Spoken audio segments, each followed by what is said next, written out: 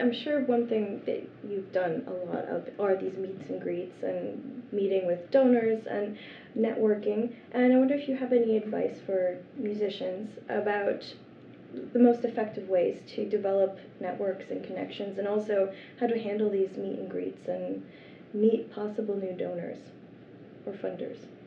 Well, it's interesting. I've watched some really wonderful relationships evolve from dinners that we've had and the sort of casual backstage meet and greets.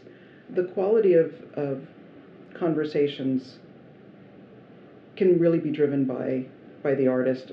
Many times a patron can be either very sort of forceful and dominate, or somewhat shy about asking questions because they don't want to look, ill-informed.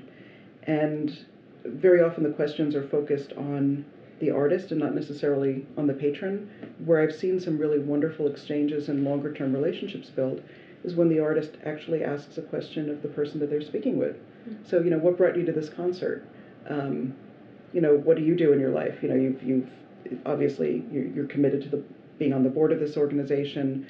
Did you, play music as a child? Were you involved in the arts? Mm-hmm. Very often people feel shy about initiating that when they're around a very established and talented musician. But there's usually an interesting story there. Mm-hmm. I think that the storytelling piece of that exchange is very valuable because it provides that sort of emotional and intellectual connection that can reveal a great deal. Someone who, reveals that they collect instruments and that they actually have a wonderful violin they've been trying to figure out what to do with, and could they loan? I mean, I've seen these things transpire, but if the musician hadn't asked about that, that person's broader interests, what brought them to the concert, they wouldn't have learned.